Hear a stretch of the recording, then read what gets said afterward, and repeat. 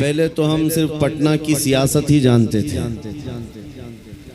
सियासी हलचल यहाँ की अखबारों की गर्मी नज़र आती थी, लेकिन आज उतरने के बाद इश्क़ रसूल की गर्मी भी देखने को मिल रही है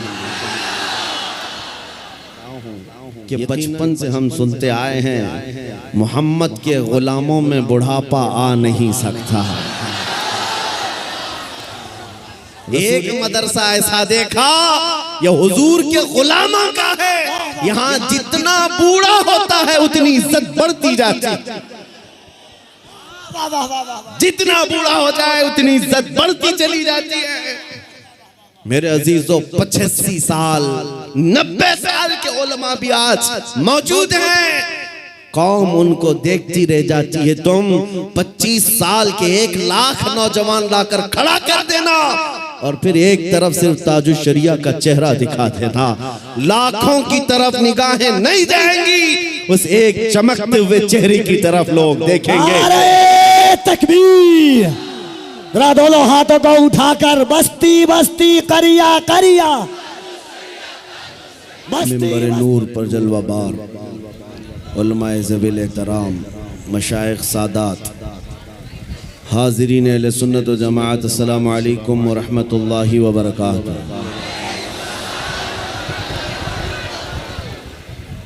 अल्हम्दुलिल्लाह अल्हम्दुलिल्लाहिल हन्नानिल मन्नान अल्लज़ी खलक़ल इंसान व अल्लमहुल बयान, वस्सलातु वस्सलामु अला रसूलिही सय्यिदिल इंसी वल जान व अला आलिही व अस्हाबिही ज़विल खैरि वल इहसान, अम्मा बअद।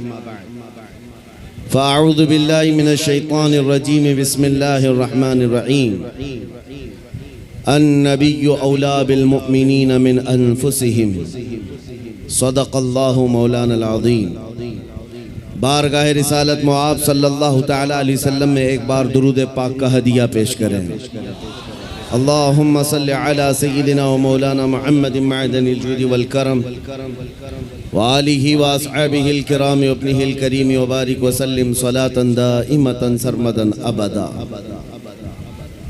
ये मेरी बड़ी सआदत और खुशनसीबी की बात है कि पटना में उतरने के बाद रबीउल अव्वल का चांद नजर आया है। आज मेरी शुरुआत रबीउल अव्वल की आपके इस शहर से हो रही है। पहले तो हम सिर्फ पटना की सियासत ही जानते थे,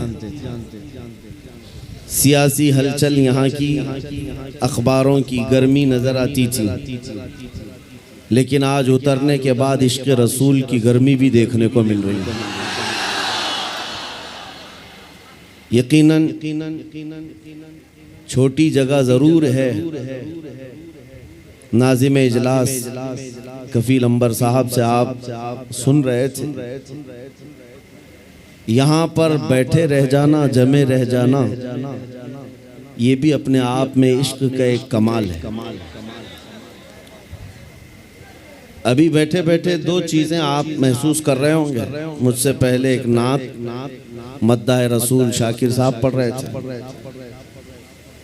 और निज़ामत कफील अंबर साहब कर रहे थे। दोनों में एक कॉमन चीज़ दिख रही थी, पीछे से सुनने वाला दोनों को भी नहीं पहचान सकता कि इतनी उम्र वाला इतनी सुरीली आवाज़ में नात पढ़ता हो और इतना दुबला पतला आदमी इतना गरज कर नारे लगाता हो। दोनों भी समझ से बाहर थी। इस उम्र का आदमी इतनी मीठी आवाज में नात पढ़ रहा है और दूर से सुनने वाला कफील साहब के नारे को यह समझता होगा कि बहुत बड़ा हट्टा कट्टा आदमी होगा। लेकिन मेरे अजीजों, ये बात मैं इसलिए अर्ज कर रहा हूँ कि बचपन से हम सुनते आए हैं मोहम्मद के गुलामों में बुढ़ापा आ नहीं सकता। रसूल करीम सल्लल्लाहु ताला अलैहि वसल्लम की गुलामी में जो बाल सफ़ेद हो जाएं तब भी बूढ़ा नहीं है, जिस्म अगर गल जाए तब भी कमज़ोर नहीं है। बाकी अगर हुजूर से दूर होकर हट्टा कट्टा पहलवान भी हो तो हमारी ठोकरों में है, और हुजूर से वफा करता है, व्हील चेयर पर बैठा है, तब भी वो हमारा इमाम है। वो हमारा इमाम है। दुनिया जानती है ताकत और कुव्वत इस कुर्सी का नाम नहीं है, ताकत और कुव्वत इश्क मुस्तफ़ा का नाम। अजीज़ान गिरामे वक़ार, असल जिंदगी क्या है इसको आज महसूस करने की जरूरत है। सुभान अल्लाह। हम अपनी तारीफ पसंद नहीं करते, ये उनकी मोहब्बतें हैं जो इस तरह से हमें बुलाते हैं। मैं नबी करीम सल्लल्लाहु ताला अलैहि वसल्लम के दरबार आली जाह के गुलामों के गुलामों का एक अदना कुत्ता होने पर फख्र महसूस करता। सगे तैबा सब कह के पुकारे बेदम, बेदम वारसी ने ये दुआ किया था, या रसूल अल्लाह सारी दुनिया मुझे मदीने का कुत्ता कहकर पुकारे, सगे तैबा सब मुझे कहकर के पुकारे बेदम, यही रखियो मेरी पहचान मदीने वाले। ए मेरे अजीजों, आज हमें फख्र इसी बात पर होना चाहिए कि दुनिया मुझे नबी के नाम से जोड़ करके पहचाने, हुजूर की गुलामी में मुझे पहचाने। मेरे मनसब से, मेरे ओहदे से, मेरे माल से, मेरी जायदाद से, मेरे खानदान से नहीं। दुनिया अगर हुजूर की गुलामी से पहचानती है तो इससे बड़े कमाल की बात नहीं है। हम सब के लिए सबसे बड़े फख्र की बात हमारा तारुफ, हमारा इंट्रोडक्शन हुजूर के जरिए से हो जाए, इसलिए कि जिसका तारुफ नबी पाक सल्लल्लाहु ताला अलैहि वसल्लम से हो गया। आप जानते हैं इमाम अहले सुन्नत फाजिल बरेलवी इमाम अहमद रजा खान क़द्दसल्लाहु सिर्रहु शरीफ मुजद्दिद आज़म है, लेकिन आपसे इख्तिलाफ रखने वाली जमातों में बहुत सारी हैं। दूसरी जमातों में खास तौर पर अगर मैं जमात इस्लामी के बानी का जिक्र करूं, जिनका अहले सुन्नत जमात बरेलवियत से कोई ताल्लुक नहीं, दूसरी जमात और दूसरे मकतब फिक्र के होने के बावजूद भी उन्होंने आला हजरत की तारीफ में सिर्फ इतना कहा है वो बहुत बड़े आशिक रसूल थे। सुभान अल्लाह। ये नहीं कहा बहुत बड़े पठान के बेटे थे, बहुत बड़े जमींदार थे, बल्कि कहा बहुत बड़े आशिक रसूल थे।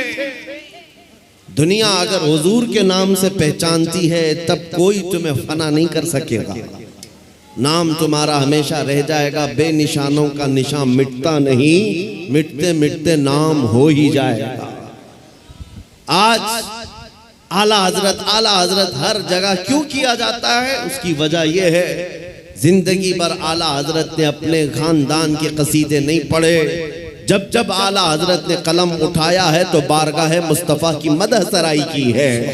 जब जब कलम उठाया है मेरे आका की शान में लिखा सरवर कहूँ कि मालिक व मौला कहूँ तुझे, बाग़े खलील का गुले ज़ैबा कहूँ तुझे। 100 साल गुजर जाने के बाद भी उनके कलाम पढ़ने से मुरझाए हुए दिलों में जिंदगी आ जाती है। यहाँ मुरझाई हुई कलियां खिल जाती हैं। आला हजरत का उसूल मैं आपको बता देता हूँ। आला हजरत जिस उसूल पर चल रहे थे वो उसूल ये था रसूल पाक के सिलसिले में कि उनकी बात करो हर दिल पे राज करो, उनकी बात करो हर दिल पे राज करो। ये बहुत अजीम फार्मूला मैं आपको बता रहा हूँ। हुजूर की बात करो फिर देखना दुनिया तुम्हें कभी फरामोश नहीं करती और ना ही तुम्हारे मकाम और मनसब को कोई दूसरा धक्का लगा सकेगा। हुजूर की बात करो। आज हमारे दरमियान इख्तिलाफात ने जो जन्म लिया है उसकी एक असल वजह यह भी नजर आती है कि हम असल को छोड़कर फरा में लग गए।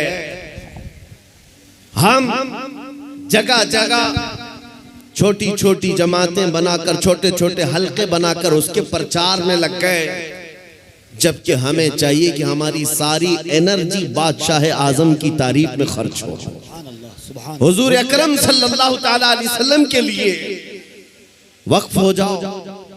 इसलिए कि आला हज़रत इमाम अहले सुन्नत को हमने देखा पूरी जिंदगी। देखो, आपसे किसी ने पूछा अगर आपका तारुफ क्या है, आपका इंट्रोडक्शन क्या है, उन्होंने अपने बाप दादा परदादा के नामों को गिनाते हुए नहीं कहा मैं फलां फलां फलां फलां का बेटा हूं, बल्कि अपने तारुफ में कहा है उस गली का गधा हूं मैं जिसमें मांगते ताजदार फिरते हैं, वो सुए लालाजार फिरते हैं, तेरे दिन ए बहार फिरते हैं, ए रजा जाने आना दिल तेरे नगमों पे निसार, बुलबुले बाग मदीना तेरा कहना क्या है।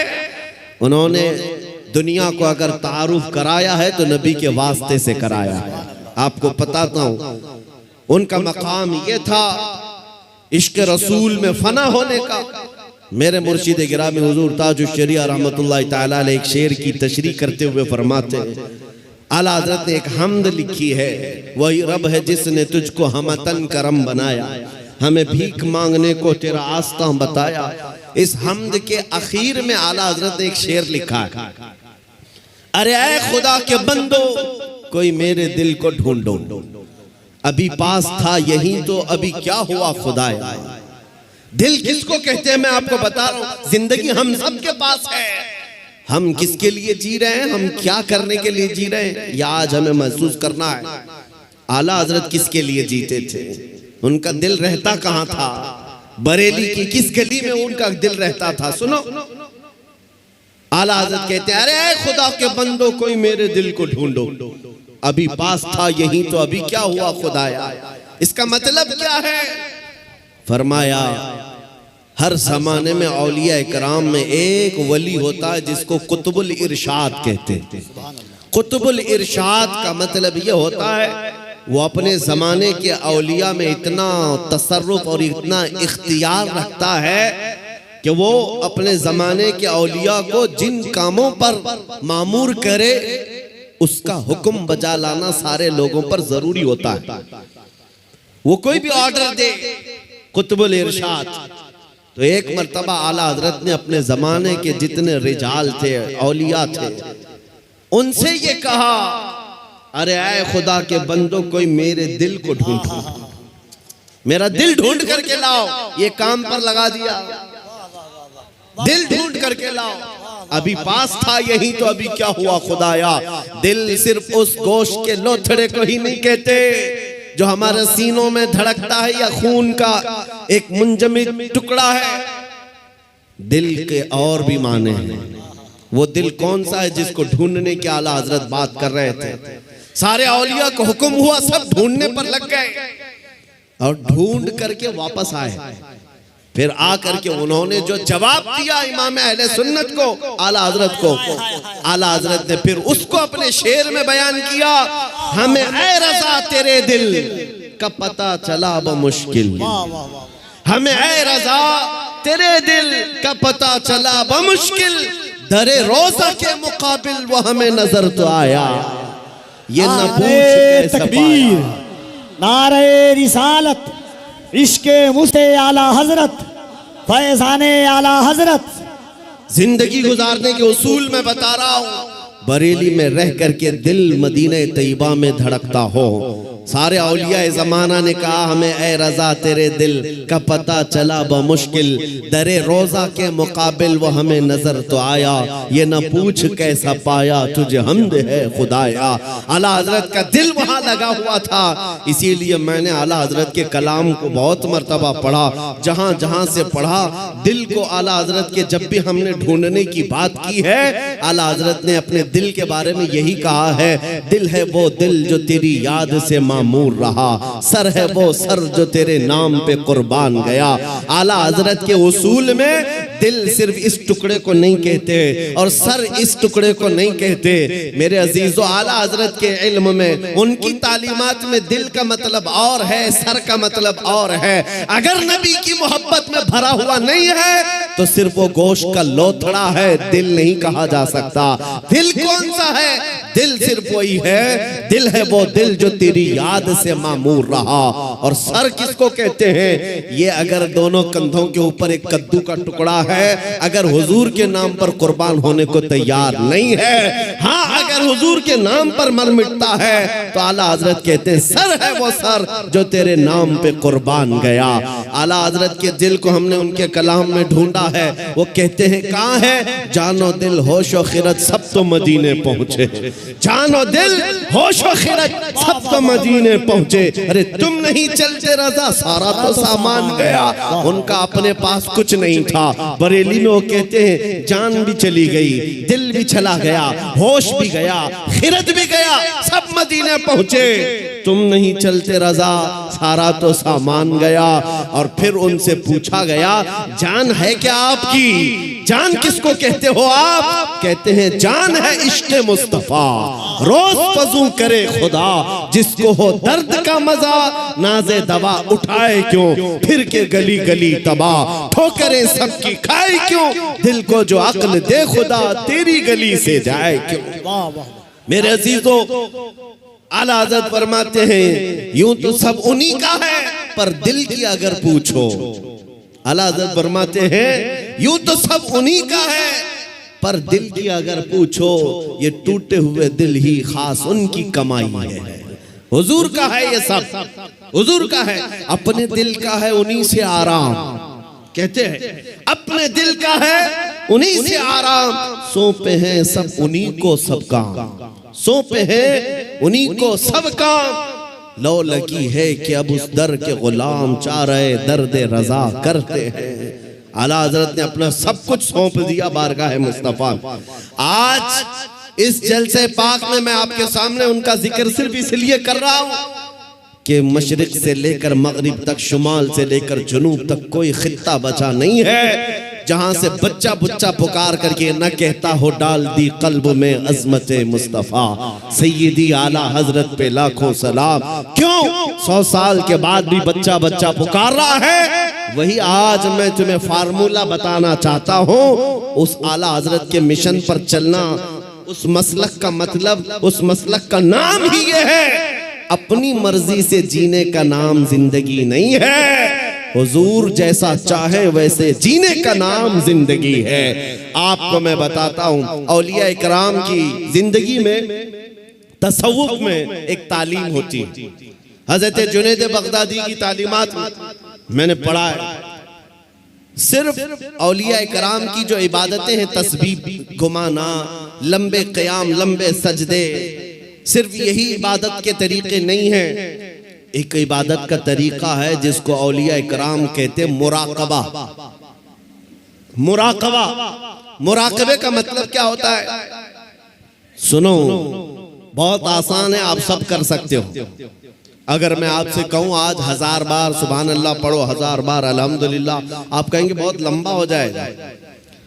लंबा क़याम करना कुछ लोगों के लिए भारी, लंबा रुकू करना, लंबा सजदा करना इबादतें कुछ लोगों को लगती होंगी। मुराकबा बहुत आसान लेकिन बहुत ही तेज असर। औलिया इकराम फरमाते हैं जिसका मुराकबा मुकम्मल हो गया वो अल्लाह का वली बन गया। मुराकबा होता क्या है? सुनो, मुराकबा होता क्या है? सिर्फ ये है कि आंख बंद करके थोड़ी देर खामोश बैठना, कुछ नहीं करना, कुछ पढ़ना नहीं है, कुछ पढ़ना नहीं है, खामोश बैठना है। कितनी देर? तुम्हारी मर्जी, 5 मिनट, 10 मिनट, आधा घंटा, 1 घंटा, किसी से बात ना करो, खामोश एक जगह बैठ जाओ। करना क्या है खामोश बैठ करके? सोचना क्या है? हाँ, ये असल है। सैयदना जुनैद बगदादी फरमाते हैं मुराकबा करने वाले को कुछ और नहीं सोचना है, बस आंख बंद करके इतना सोचना है कि अल्लाह ने मुझे क्यों पैदा किया, मैं यहां क्यों आया इस दुनिया में। बस इतना ही सोचना है, इतना ही सोचना। बार बार सोचता रहे, बार बार सोचता रहे। ऐ नौजवानों, ये मुराकबा आज तुम्हारी बहुत सारी बीमारियों का इलाज है। सोचना कभी आंख बंद करके, क्या मैं इसलिए आया रात भर इंटरनेट पर गेम खेलने के लिए अल्लाह ने मुझे पैदा किया? क्या मैं दुनिया में लड़कियों से छेड़छाड़ करने के लिए पैदा किया गया? क्या मैं दुनिया में दिन रात खेल कूद के लिए पैदा किया गया हूं? लोगों से गप्पे लगाने के लिए पैदा किया गया हूं? मैं लोगों से हंसी मजाक में अपना वक्त को बर्बाद करने के लिए पैदा किया, क्यों पैदा किया गया? तुम्हारा दिल आखिर एक दिन जवाब देगा, अल्लाह की तरफ से तुम्हें ये मिलेगी बात, तुम क्यों पैदा किए गए, क्यों पैदा किए गए। तुम्हें पता चल जाएगा ये मुराकबे में, जिस दिन तुम्हें पता चल जाए क्यों पैदा किया गया, अगर हकीकत को पहुंच गए उसी दिन अल्लाह के वली बन गए। अब मैं आपको बताता हूं, जिन लोगों का मुराकबा मुकम्मल हुआ वो जिंदगी में अगर सोचते सोचते इस नुक्ते को पहुंच गए कि मैं क्यों पैदा हुआ, तो फिर आंख खोल करके वो पुकार कर कहते हैं हम दुनिया में क्यों पैदा हुए। नतीजा निकला, दहन में जुबान तुम्हारे लिए, बदन में है जान तुम्हारे लिए। या रसूल अल्लाह, हम आए यहां तुम्हारे लिए, उठे भी वहां, हम अपने लिए नहीं आए, आका आपके लिए आए। मुराकबे में जो इस नुक्ते को पहुंच गया, बरेली का इमाम पुकार कर कहने लगा, मुझे अल्लाह ने खेल कूद के लिए नहीं बनाया, मुझे अल्लाह ने सिर्फ बाजारों की जीनत के लिए नहीं बनाया, मुझे अल्लाह ने जिंदगी अपनी मर्जी से गुजारने के लिए नहीं बनाया। और उस आला हजरत के अजीम पोते ताजुश्शरिया ने भी पुकार कर कहा, जब उनका मुराकबा मुकम्मल हुआ, जब वो सोचते रहे मैं क्यों पैदा हुआ, मैं क्यों दुनिया में आया, तब फिर ताजुश्शरिया ने भी जवाब दिया, हम इसलिए पैदा किए गए हैं, जिंदगी ये नहीं किसी के लिए, जिंदगी है नबी की नबी के लिए। ना समझ मरते हैं जिंदगी के लिए, जीना मरना है सब कुछ नबी के लिए। नारे तकबीर, नारे रिसालत, जश्न ईद मिलादुन नबी, आमदे माहे रबीउन नूर। जिंदगी हुजूर पाक सल्लल्लाहु अलैहि वसल्लम के लिए अमानत बन करके, अमानत बना कर दी गई है। तुम क्या समझते हो ए नौजवानों, आपको ये लगता है जवानी की आज ताकत और कुव्वत है, मुझे अपने मर्जी से फैशन करने दो, अपने मर्जी से मॉडर्न जिंदगी गुजारने दो, और दुनिया के पीछे तुम चल पड़े, उस दुनिया के पीछे जो हर दिन अपना शोहर बदलती है। आला हज़रत फरमाते, शहद दिखाए जहर पिलाए, कातिल डाइन शोहर कुछ, इस मुर्दार पे क्या ललचाना, दुनिया देखी भाली है। तुम्हें मालूम है यहाँ कितने हीरो आए उसके बाद जीरो हो गए। यहाँ जवानी में अपने मेकअप से चमकने वाले बुढ़ापे में ढीले पड़ गए। यहाँ लोग रोजाना बदलते रहे हैं, किसी भी फील्ड में देख लो। कुछ लोगों को लगता है पर्दे सीमी पर, बॉलीवुड और हॉलीवुड पर थिरकने वाले, मुजरे करने वाले स्टार हैं, ये बड़े बड़े हीरो हैं और उनके पीछे कौम भागती है। मियाँ ये सिर्फ और सिर्फ ढलती छाँव है, थोड़े दिनों के बाद इनके चेहरे का गाजा उड़ गया तो यही कौम दूसरा हीरो ढूंढती है, दूसरा इन्हें चाहिए। और नेता नगरी में भी देखा गया, 40-40 साल बेचारे पार्टियों की खिदमत में लगे रहे, बुढ़ापे में फिर आने के बाद पार्टी ने कोने में बिठा दिया। अब तुम्हारा काम खत्म हो गया, तुम्हारा काम खत्म हो गया, अब नौजवान दूसरे आएंगे। लेकिन मेरे अजीजों, एक मकतबा मैंने ऐसा देखा, एक मदरसा ऐसा देखा, यह हुजूर के गुलामों का है। यहाँ जितना बूढ़ा होता है उतनी इज्जत बढ़ती जाती है, जितना बूढ़ा हो जाए उतनी इज्जत बढ़ती चली जाती है।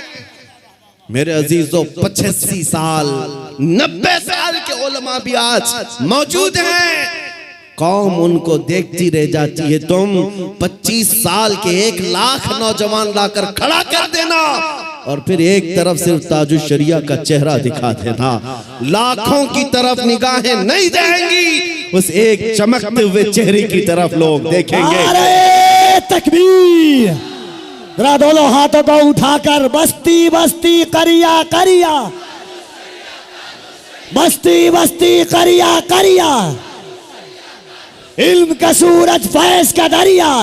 अजीजा निगरामी वक़ार, मैं ये बातें इसलिए अर्ज कर रहा हूं कि इन बुजुर्गों ने जो खूबसूरती हासिल की है वो पाउडर लाली के मेकअप से नहीं, मेरे मुस्तफा के कदमों से हासिल की है, नबी पाक की वाबस्तगी से मिली है। लोगों को आज ये लगता होगा, मैं आपको बताऊं, तहदीस नेमत के लिए कह रहा हूं, मैं अपनी बड़ाई अपनी फजीलत की बात नहीं कर रहा हूं। किसी को अगर ये लगता हो कि सोशल मीडिया की वजह से इनको बहुत ज्यादा लोग चाहने लग गए, सोशल मीडिया यूट्यूब इंस्टाग्राम सब इन्होंने फैला रखा है, इसलिए भीड़ जमा हो गई, हजारों लोग सोशल मीडिया पर हरकतें कर रहे हैं, बहुत वहां मैदान में मौजूद हैं, मगर मेरे अजीजों ये मेरे फन का कमाल नहीं है। आज जहां जाएं परवानों का हुजूम जो मेरे सामने नजर आता है, बात सिर्फ इतनी है, जब तक के मदीने से इशारे नहीं होते,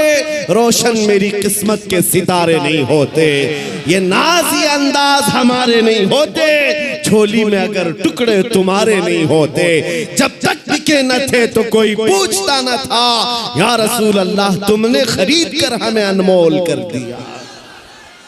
नारे तकबीर, नारे रिसालत, नाजदारे खत्मे नबूवत, नामूसे मुस्तफा, अजमते मुस्तफा, शौकते मुस्तफा। मेरा यकीन है सारा सोशल मीडिया फना हो जाए, मैं किसी पहाड़ के अंदर बैठकर मेरे नबी की बात करूं, मेरा खुदा कादिर है, वो लाखों के दिलों में हमारी बात को पहुंचाएगा। ये कमाल मैं इसका नहीं समझता सोशल मीडिया के जरिए से, इंटरनेट का दौर हो, नहीं मेरे अजीजों, हुजूर की अजमत बयान करो, चाहे तुम तन्हा हो, मौला पूरी कायनात में तुम्हारे चर्चे फैला देता है। ये रब्बे जुल जलाल की शान है। इब्राहिम अलैहिस्सलाम जब मक्का मुकर्रमा से आवाज दे रहे थे तो पूरी कायनात में आपकी आवाज को अल्लाह ने पहुंचाया। रब कादिर है, जिसकी आवाज को चाहे वो पहुंचाए, लेकिन तुम्हारी लिए जिम्मेदारी आज ये है, तुम इनके उनकी जय विजय करना छोड़ दो, इधर उधर के पट्टे डालना छोड़ दो। तुम्हें दुनिया चाहे जितने भी लिबास बदल लो, दुनिया तो हुजूर के नाम से ही पहचानती, ये बात तय है। तुम जहां जाओगे हुजूर के नाम से तुम्हें पहचानती। जिस दिन तुमने नाम कहा, तुमको ये नहीं कहेंगे बिहार का है, पटना का है, फला का है। दुनिया तुम्हें अगरचे गांव के नाम से जान जाएगी, लेकिन तुम्हारी निस्बत वो सीधे मदीने के ताजदार से जोड़ कर देखती, ये पक्की बात है। और आपको क्या इस बात पर कोई आपत्ति है कि दुनिया हुजूर की गुलामी से आपको पहचाने तो आपको ऐब लगता है?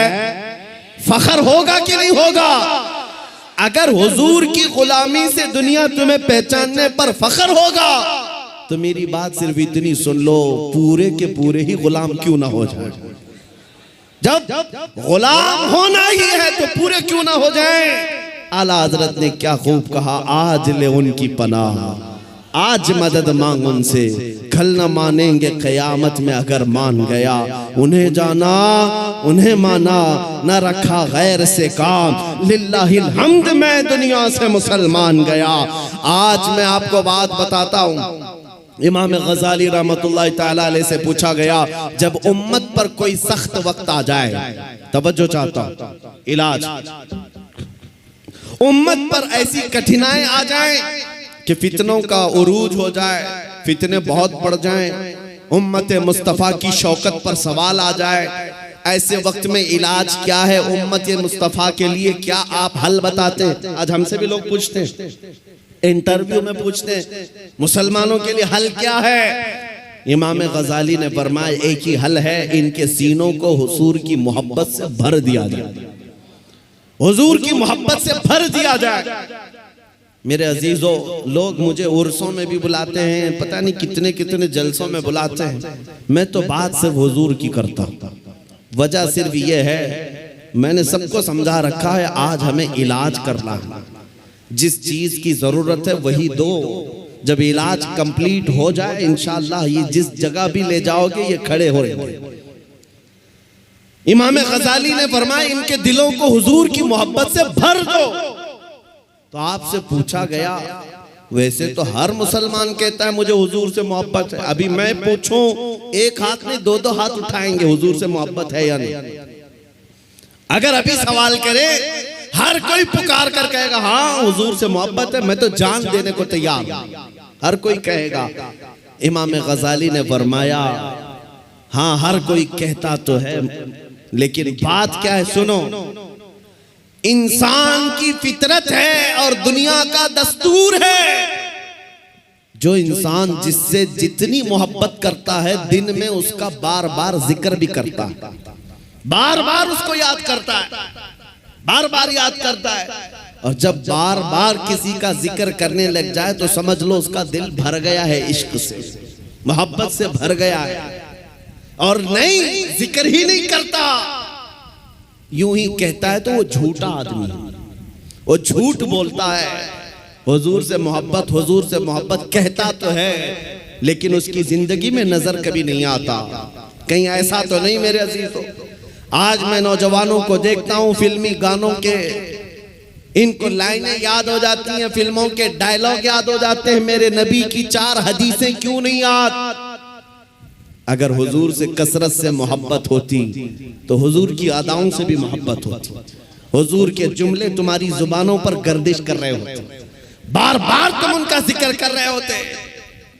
और फरमाया बुजुर्गों ने, जो कसरत से हुजूर पर दुरूद पढ़ता रहता है दिन भर रात भर, समझ लो उसका दिल भरा हुआ है हुजूर की मोहब्बत से, क्योंकि बार बार वो जिक्र कर रहा है, बार बार याद कर रहा है। एक बुजुर्ग की बात मैं आपको बताता हूं। एक बुजुर्ग ने एक शख्स की तरबियत कैसी की थी। मुरीद था, अपने शेख से आकर कहा मोहब्बत कैसे करूं, मोहब्बत कैसी होनी चाहिए। कहा एक काम कर, मैं एक भैंस तुझे देता हूं, उसको पाल। बिहार वाले अच्छी तरह समझ सकते हैं। भैंस बुजुर्ग ने अपने मुरीद को दी और कहा इसकी बहुत अच्छी देखभाल करना, बार बार इसका ख्याल रखना। कहा ठीक है, 1 महीने के बाद आना, मुलाकात करना। 1 महीने के बाद आया, हजरत ने पूछा कैसा है, क्या हाल है। कहा मैं बहुत अच्छा हूं। तेरी भैंस कैसी है। कहा वो भी बहुत अच्छी है। तुम खाना खाए। कहा हाँ मैं खाना खा लिया। तुम्हारी भैंस। हाँ वो भी खाना खा चुकी है। जब जब जिक्र किया जाए भैंस का अच्छी तरह से जिक्र करता था। कहा 1 महीना और जाओ, 1 महीना और उस भैंस के साथ उठना बैठना लगाव रखो। दूसरे महीने के बाद आया, बुजुर्ग ने, मुर्शिद ने पूछा क्या हाल है। कहा मैं भी अच्छा हूं, मेरी भैंस भी अच्छी। सवाल खाली सिर्फ उसका किया था, लेकिन साथ में भैंस का भी कर रहा है। कहा तू खाना खाया। कहा मैं भी खाना खा चुका, मेरी भैंस भी खा चुकी। कहा तू नहा लिया। कहा मैं भी नहाया हूं, मेरी भैंस भी नहाई। जो बात करे अपने साथ अपनी भैंस का भी जिक्र। बुजुर्ग ने कहा 1 महीने और अपनी भैंस से करीब रहे, उसके बाद फिर तीसरे महीने मुलाकात करेंगे। 3 महीने गुजर गए। 3 महीने के बाद जब वो आया तो बुजुर्ग मुर्शिद ने पूछा क्या हाल है। कहा मेरी भैंस बहुत अच्छी। अब जुमला बदल गया, अभी खैरियत इसकी पूछी जा रही है, जवाब ये अपनी भैंस का दे रहा है। पूछा बुजुर्ग ने खाना खा चुका। कहा मेरी भैंस तो खा चुकी। तू नहाया। कहा मेरी भैंस तो नहा चुकी। मेरे अजीजों ये मिसाल बिला तशबीह बिला तमसील। उस बुजुर्ग ने कहा मोहब्बत ऐसी होनी चाहिए जब इंसान को पूछा जाए तो अपने आप को भूल जाए, अपने महबूब का जिक्र करने लग जाए। जब वो कमाल को पहुंचता है सिर्फ उसकी आंखों में अपने महबूब के जलवे हों। और बरेली के इमाम को हमने पढ़ा है, कोई आया बंदा गुलाब का फूल तोहफे में पेश करने के लिए, ला करके दिया, कहा इसको कबूल कर लीजिए। दुनिया में लोग गुलाब तोहफे में एक दूसरे को देते लेते हैं। इमाम फाजिल बरेलवी उस गुलाब को कबूल तो करते हैं, देखते हैं, उसके बाद मुस्कुरा कर कहते हैं ये दुनिया का गुलाब है, सुबह खिलता है शाम में मुरझा जाता है। मैं उस गुलाब से मोहब्बत करता हूं जो कभी मुरझाता नहीं है, जो जब से खिला है कभी मुरझाता नहीं। और उसके बाद कहना शुरू कर दिया सरताब कदम है तने सुल्तान ज़मन फूल, लब फूल दहन फूल ज़कन फूल बदन फूल। वल्लाह जो मिल जाए मेरे गुल का पसीना, मांगे न कभी इत्र न फिर चाहे दुल्हन फूल। क्या बात रज़ा उस चमनिस्तान करम की, ज़हरा है कली जिसमें हुसैन और हसन फूल। आला हजरत ने एक फूल को देखा,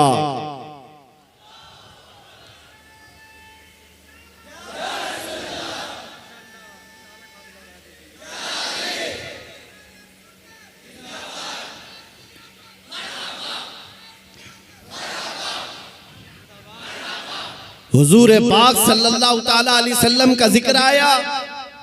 आला हजरत ने सारे फूल फूल फूल पर एक नात ही लिख दी। यह इश्क का दर्जा होता है, जिक्र अपने महबूब का ज्यादा करे, अपना नहीं। यहाँ लोग तुर्रम खां बने हुए अपने ही बड़ाइयां करने लग गए।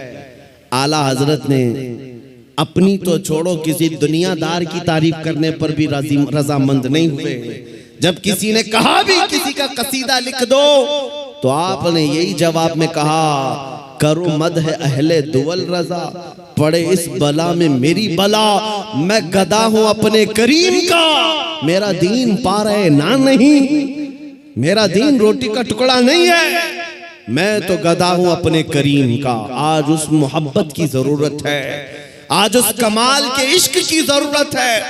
मैं आपसे पूछता हूं मेरे अजीजों, आप हुजूर पाक सल्लल्लाहु ताला अलैहि वसल्लम से बेहद मोहब्बत करते हैं, मुझे पता है, दिल से मोहब्बत करते हैं, लेकिन जिंदगियों में उसका इम्प्लीमेंट, उसका निफास क्यों नहीं कर पाते? जिस दिन हम कौल और फेल में एक हो जाएं, जो कह रहे हैं वही करने भी लग जाएं, तो समझ लो फिर आपने इश्क का कमाल पा लिया। फिर दुनिया तुम्हारी इन हस्तियों से खौफ खाने लग जाएगी, जैसे कैसर और किसरा बादिया नशीन अरब से खौफ खाती थी। जब मदीने के सहरा से निकल करके बगैर चप्पल के पैबंद लगे कपड़े पहनकर सहाबा निकले थे, ईरान भी कांपने लग गया था, रोम भी कांपने लग गया था। उस वक्त की सुपर पावर ताकतों को अगर किसी ने धूल चटाया है, मेरे नबी के गुलामों ने धूल चटाया है। हुजूर के आशिकों ने उन्हें घुटने पर लाकर मजबूर कर रखा था। आपको पता है उनके नजदीक इज्जत क्या थी? आपको बताता हूँ, सैयदना उमर इब्ने खत्ताब रदियल्लाहु ताला अन्हु का दौरे खिलाफत है। मदीने से एक फौज निकली, किसरा को खत्म करके आती है। ईरान की हुकूमत जो किसरा कहलाती थी उस जमाने में खत्म कर दी गई। इस्लाम का परचम लहराया।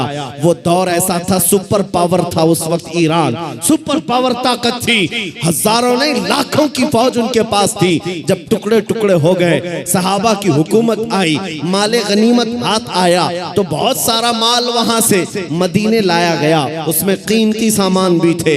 उस वक्त मदीने तैयबा ईरान के बादशाह के दरबार में बिछाया जाने वाला सबसे महंगा कालीन भी मदीना आया, लाया गया। सहाबा ने उमर इब्ने खत्ताब अमीरुल मोमिनीन रदियल्लाहु ताला अन्हु के पास वो कालीन पेश किया।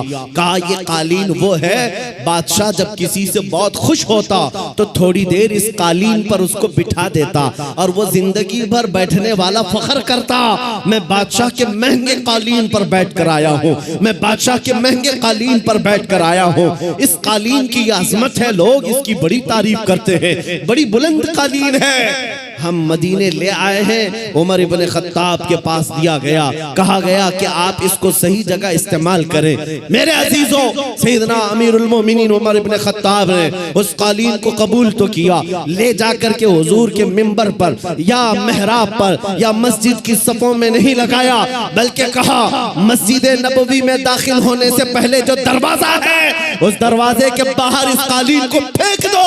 जो मस्जिद के अंदर आए वो अपने पैरों को पोंछ करके आए, पैरों को पोंछ कर अंदर आए, इसलिए कि किसरा बादशाह जिस पर बैठकर फख्र करता था, दुनिया को ये पता चल जाए वो मोहम्मद अरबी के गुलामों के धूल के बराबर होते।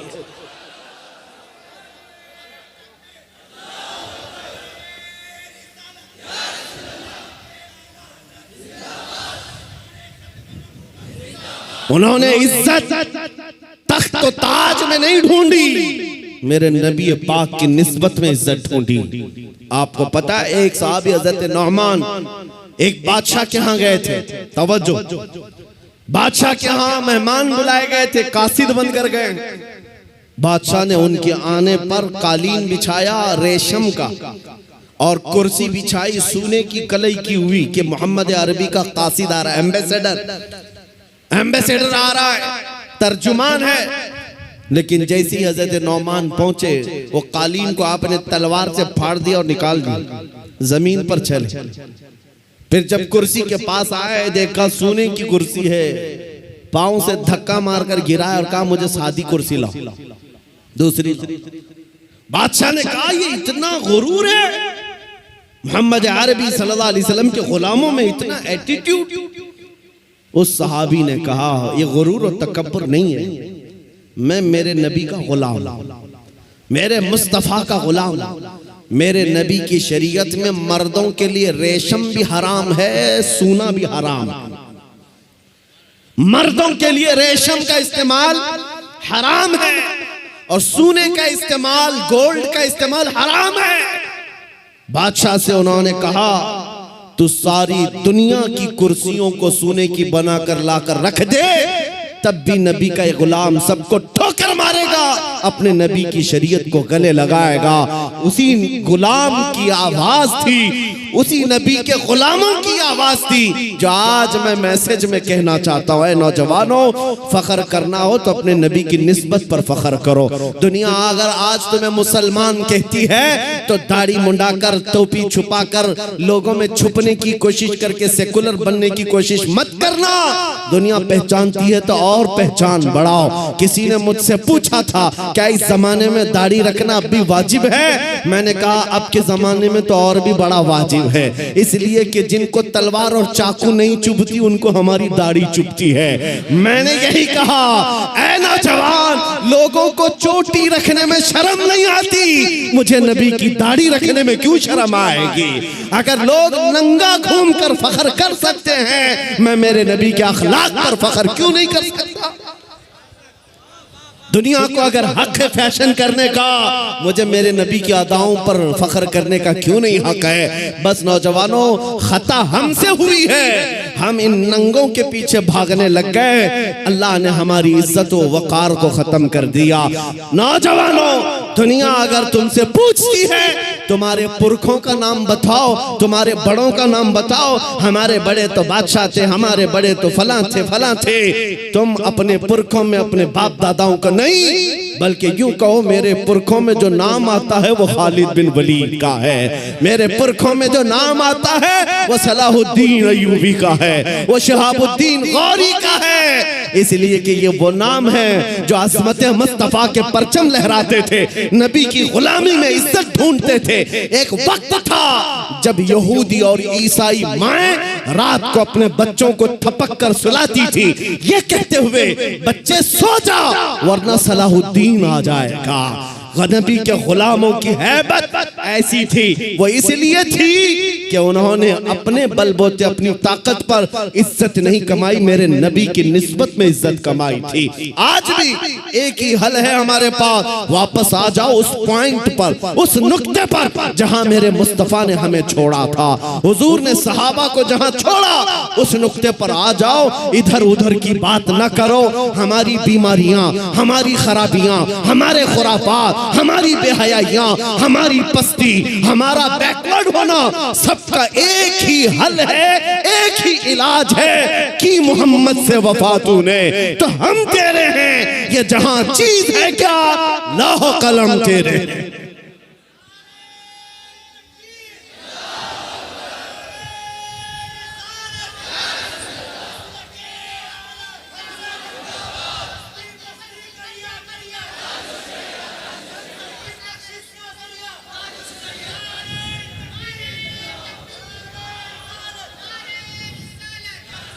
अब ये यकीन भी होने लग गया, अल्लाह की जात से मैं कभी नाउमीद नहीं और किसी मुसलमान को होना भी नहीं, नाउमीद ही नहीं।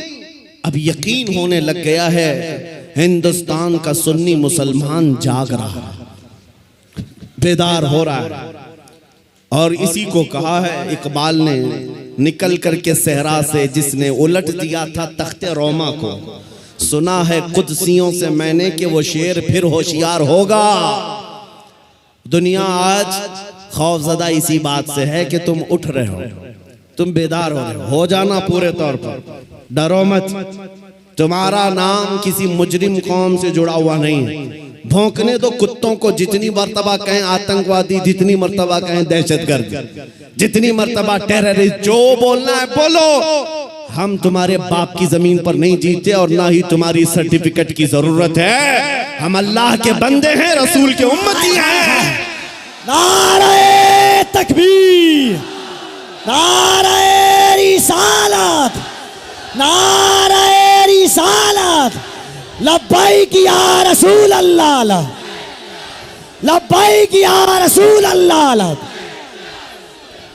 और आपको खौफजदा होने की जरूरत नहीं। जितने पाखंडी गुफे में बैठ करके प्लान बनाकर सोशल मीडिया में छोटे छोटे वीडियो वायरल करते हैं और दहशत फैलाते हैं, कभी किसी मुसलमान की मॉब लिंचिंग करके, कभी किसी के कत्ल की वीडियो वायरल करके, और कभी किसी गुफे में बैठ करके ये कहना इस्लाम का विनाश कर देंगे, इस्लाम को खत्म कर देंगे। मैं चैलेंज करता हूं, तुम अकेले नहीं, तुम्हारे जितने नाजायज बाप है सबको शामिल कर लो, जितनी नाजायज औलाद है सबको मैदान में ले आ जाओ, जितने कीड़े मकोड़े हैं सब आ जाएं। इस्लाम को चंगेज ने कुछ नहीं कर सका, हलाकू से कुछ नहीं हो सका। जिन्होंने हमारी खोपड़ियों से मीनार बना दिया था, जिन्होंने मुसलमानों के खून से दरियाए दजला को लाल कर दिया था, उस दौर में इस्लाम खत्म नहीं हो सका।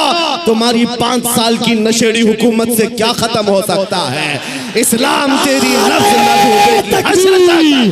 दोनों हाथों को उठाकर नारे तकबीर, नारे रिसालत, मजहबे इस्लाम से, अजमते इस्लाम से, शौकते इस्लाम से, रिफाते इस्लाम से, पैगंबरे इस्लाम से, नामूसे इस्लाम से। ये जवानी बरकरार है। उनको बुला करके कभी नेताओं को भी दिखा दे। वो दिन के 12 बजे वोटों का मजमा जमा करके फख्र करते हैं पब्लिक हमारे साथ, उनको ऐसा ही लगता है। और शराब के धुत में जमा होने वाला मजमा और है, इश्क मुस्तफा में आने वाला मजमा और है। 500-100 रुपये लेकर के दिन के उजाले में आना और है। तुम्हारा मजमा दिन के 12 में होता होगा, हमारा मजमा रात के 12 के बाद गर्म होता है। या आओ देखो, ये रात नहीं लगती इन दीवानों के यहाँ, ना रात है, बल्कि मैं तो कहता हूं हम सुन्नियों के यहाँ कोई संडे भी नहीं आता है। जो रात मेरे नबी के नाम है वो रात हमारी ईद की रात है, वो रात हमारी ईद की रात है। जब तक ये फख्र बाकी रहेगा, मेरा यकीन है, अगर इनको लगता है हम बहुत गरज करके बोल रहे हैं, अपने मजमे में बोल रहे हैं, कल को अगर इन्हें चाहिए तो हथकड़ियां लगा लें, फांसी के फंदे पर चढ़ा लें, और मुझ जैसे एक आदमी के मर जाने या कत्ल हो जाने का नाम इस्लाम का खत्म होना नहीं है, बल्कि मैं चीखते हुए जाऊंगा जिस दिन तुम मुझे फांसी पर चढ़ाओगे। इस्लाम जिंदा होता है हर करबला के बाद।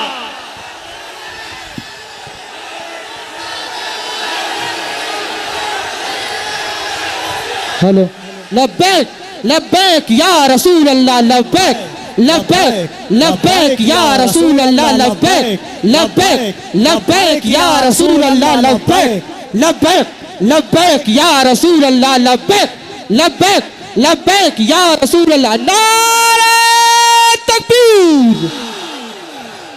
आज हुकूमत के नशे में आकर अगर कोई बार बार मेरे नबी की जात को इस्तेमाल करता है तो हमारे जज्बात बेकरार होते हैं।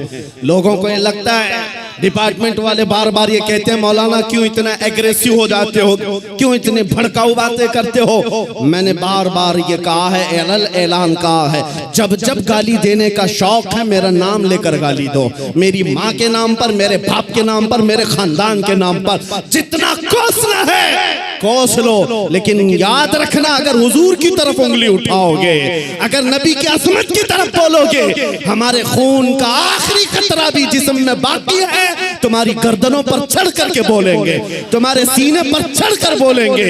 और तुम ये समझते हो तख्त और ताज तुम्हारे पास है, आज फौज और ताकत तुम्हारे पास है। तुम्हारे नाजायज बाप आज से 200 साल पहले अंग्रेजों की शक्ल भी यहाँ मौजूद थी। उन्होंने एक आलिम रब्बानी किफायत अली काफी को फांसी पर चढ़ाया था, एक नहीं 30,000 उलमा को फांसी पर चढ़ाया था। तुम्हारे नाजायज बाप भी ये समझते थे हिंदुस्तान से इस्लाम खत्म हो जाएगा। अरे उनका चूरा भी यहाँ बाकी नहीं रहा, सब खत्म होकर चले गए। तुम भी अपने अंजाम का इंतजार करो, कुछ देर की खामोशी है, फिर शोर आएगा। आज कुत्तों का वक्त है, कल हमारा दौर आएगा। लब्बैक या रसूल अल्लाह, लब्बैक लब्बैक लब्बैक या रसूल अल्लाह, लब्बैक लब्बैक लब्बैक या रसूल अल्लाह, लब्बैक लब्बैक लब्बैक या रसूल अल्लाह, लब्बैक लब्बैक लब्बैक या रसूल अल्लाह, लब्बैक लब्बैक लब्बैक या रसूल अल्लाह। नारे रिसालत। लोग अगर ये पूछते हैं आपकी जज्बाती तकरीरों से होता क्या है, मैं सिर्फ इतना ही कहता हूं, क्या होता है पता नहीं, लेकिन मेरा यकीन ये कहता है मैं जज्बात में लाऊंगा। कोई बच्चा बुज़दिली से नहीं मरेगा इंशाअल्लाह, कोई नौजवान तुम्हारी जूतियां चाट करके नहीं मरेगा, तुम्हारे हाथों में फंस भी जाएगा, नबी नबी कहकर दुनिया से जाएगा। हम अपने जज्बात को जिंदा रखते हैं इसलिए कि जज्बात नहीं है तो वो नामर्द आदमी है। अगर जज्बात हुजूर के लिए जिंदा है उसी को मैं मर्द समझता हूँ, उसी को इंसान समझता हूँ। और जो बेगैरती की बात करते हैं, अरे मसलहत का भी ख्याल करो, हिकमत का भी ख्याल करो, हालात का भी ख्याल करो। ये हालात तुम्हें मुबारक, मुझे मेरे नबी की इज्जत मुबारक। अगर इन हालात में नबी की इज्जत महफूज नहीं है तो हम आजादी से घूम कर कौन से मजे उठा सकेंगे। वो सहाबा की बात तो सुनो, जब जंगे उहद में ये बात मशहूर हो गई, हुजूर का कत्ल हो गया, सहाबा ने तलवारें छोड़ दी, हाथों से तलवारें छूट गई। इस वजह से कितने काफिरों ने सहाबा का कत्ल कर दिया, कत्ल हो गए 70 सहाबा। क्यों? जब ये खबर फैली थी ना कि हुजूर का इंतकाल हो गया, सहाबा बेइख्तियार कहने लगे अल्लाह के नबी अगर नहीं है तो फिर जिंदगी कहते किसे? हुजूर आप नहीं हैं तो जिंदगी क्या है? इसलिए ऐ सुन्नियों, आज हमारा जज्बा यही होना चाहिए, अगर हुजूर का नाम सलामत नहीं तो फिर हमारी जिंदगी किस काम की? हम किस खाक के लिए जीते हैं? आज के बाद तकलीफों से और मुसीबतों से घबराना नहीं, तुम अपने दीन पर अमल पैरा रहो। गैर कानूनी कामों की बात मैं नहीं करता, चाकू छुरी तलवार बंदूक की भी बात नहीं करता। मैं तो बात सिर्फ इतनी कहता हूँ, हुजूर का इश्क इतना भर लो कि तुम्हारे चलने फिरने से भी कीड़े फना हो जाए। हाँ, तुम्हारे किसी हथियार की जरूरत नहीं, तुम हुजूर के आशिक बनकर गलियों से घूमो, कुत्ते यूं ही मर जाएं। हाँ, पागल होकर मर जाएं, सिर्फ तुम्हारी खुशबुओं से मर जाएं। बात इतनी है। और मैं आज आखिरी बात ये कहता हूँ, सहाबा का मसलक यही था, उन्होंने कोड़े भी खाए, तलवारें भी खाई, जख्म भी खाए। एक साहबी साद इब्न रबी जिनके 12 नेज़े लगे थे, पेट फट गया था जंगे उहद में, फिर भी कह रहे थे जो आए हुए सहाबा, जाओ नबी को मेरा सलाम कह देना, मैंने उनकी हिफाजत का हक अदा नहीं किया। पेट फट गया, तब भी ये कहते थे हम आज नरम नरम खाने खाकर, गरम गरम बिस्तरों पर सोकर, सिर्फ यहाँ बैठकर नारे लगाकर समझते हुजूर की इज्जत की हम हिफाजत करते हैं। मेरे अजीजों, बदलना है हमें जिंदगी, बदलना है हमें जिंदगी। कब तक ये गाने सुन सुन करके निफाक दिल में पैदा करते रहोगे? बॉलीवुड और बॉलीवुड के हॉलीवुड के नगमों पर नाचते रहोगे? तुम जिंदगी बदल डालो। आज दुनिया, मैं आपको बताऊं, सादी हजरत फखरुद्दीन राजी बहुत बड़े हकीम है, कहते हैं एक मैंने हकीमी में, डॉक्टरी में एक चीज देखी है, एक चीज देखी है, मोहम्मद अरबी सल्लल्लाहु अलैहि वसल्लम की मोहब्बत में अगर कोई 90 साल का भी हो जाए तो उसका दिमाग पागल नहीं हो सकता, पागल कभी नहीं होता। हुजूर का आशिक पागल नहीं होता, और अगर पागल होता है तो सिर्फ उनके लिए होता है। और दीवाना होता है सिर्फ उनके लिए होता है, बाकी किसी के लिए नहीं होता। आज मैं यही चाहता हूं कि दुनिया तुम्हें पागल कहे, मजनू कहे, दाढ़ी वाला कहे, टोपी वाला कहे, छोड़ दो उनकी बातों का। कुछ भी रिएक्ट करना, तुम्हें अंदर से फख्र होना चाहिए, फख्र होना चाहिए। इसलिए कि तुम इन कुत्तों के लिए नहीं जीते, कब्र में आमिना के लाल तशरीफ लाने वाले, हश्र में मेरे आका तशरीफ लाने वाले हैं। उनके सामने मुझे खड़ा होना है। कहीं हुजूर ये ना कह दें कि दुनिया वालों के लिए तूने मेरे अखलाक को बदल लिया, उनको राजी करने के लिए तू मेरी सुन्नतें छोड़ दिया। नहीं, कब्र में जब जाएं तुम्हारा चेहरा देखें तो मेरे नबी से कदमों को चूम कर कहना, आका दुनिया 1000 ताने देती थी मगर मैं आपके लिबास को पसंद करता था, मैं आपके चेहरे को पसंद करता था, आपके कदमों में आना चाहता था। बस आज मेरा मसलक आपको बता दूं, आप सब इसी बात पर गामजन हो जाएं। मेरा मसलक का मतलब सहाबा का, औलिया का, ताबईन का, आला हजरत का यही है, हर मुसीबत हर सितम गवारा है, हर मुसीबत हर सितम गवारा है। या रसूल अल्लाह, एक बार तुम कह दो कि तू हमारा, तू हमारा है।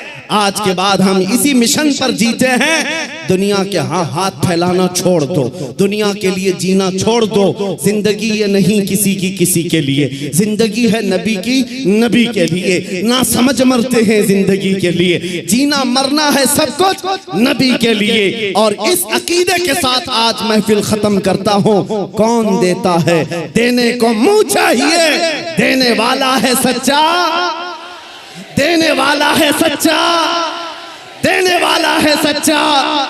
आका आपके दरबार में, आपके शहर, आपके मुबारक महीने का पहला चांद आया है पटना की सरजमीन से। आशिकाने मुस्तफा मदीने की तरफ लौ लगाकर पुकारते हैं, अभी वो उम्मी फिदा का या रसूल अल्लाह, मैं मुजरिम हूँ आका, मुझे साथ ले लो कि रस्ते में हैं जा बजा थाने वाले।